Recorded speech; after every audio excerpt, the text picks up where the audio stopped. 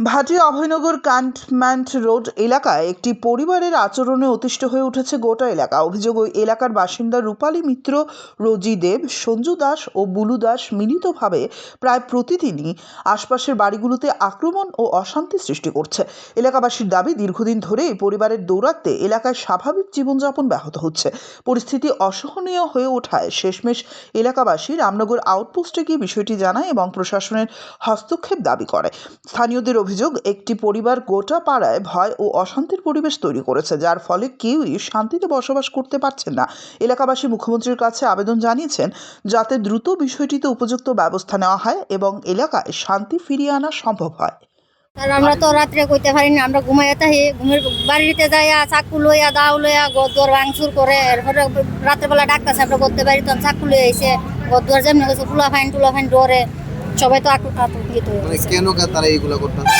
তারা নেশা খায়, সবাই নেশা খায় এইটা করে। আর সবাই লোক এরকম করে, সবাই লোকে অনেক দিন ধরে স্যার এটা করতেছে, অনেক কমপ্লেইন জানাইছি, কোনো অ্যাকশন নাই। কি চাইছেন আপনারা? সুস্থ বিচার চাই। স্যার আমরা বাড়ি করে থাকতে পারি না, মায়ের নেশা করে, নেশা খায় সেরা বহাবাদ্য করে, মারধর করে, টিন টুন দিয়ে সেরা ইটমিট দিয়ে সেরা টিন টুন ফাইরা ফুরা লাইছে। রাত্রেবেলা আমার মায়ের মাথা ভিতরে ফল লইলে তার নামে কয়বার কমপ্লেন করছে, তারা কমপ্লেনের পরও তারা স্যার ঠিক হইতেছে না। এরপর এই রোজি রূপা মিত্রা, এরপর এই শুভ, তারা এরপর বাইরে অসুস্থ হয়ে মিত্রা, তারও অসুস্থ হয়ে পড়ছে, তার বাইরে আগের থেকে অসুস্থ।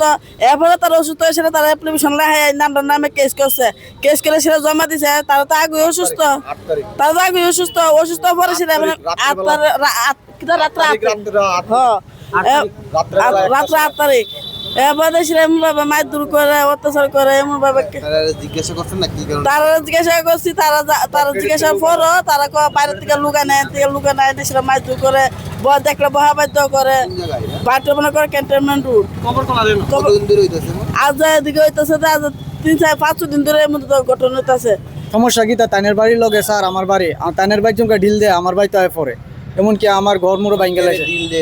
এটা ঢিল দিয়ে বাড়িতে মদ বেছে, কোটা খা, মেয়েটা খুব উচ্ছৃঙ্খল। অনেকবারই স্যার কমপ্লেন করছি থানার ভিতরে, থানা কোনো সাড়া পাই না স্যার। মানে আবার পাড়ার লোক সবাই মিলে, এলাকাবাসী সবাই মিলে আইসা থানার ভিতরে আমরা চাইতেছি স্যার ওদের একটা অ্যাকশন হোক ভালোভাবে, এর বিরুদ্ধে এটাই স্যার।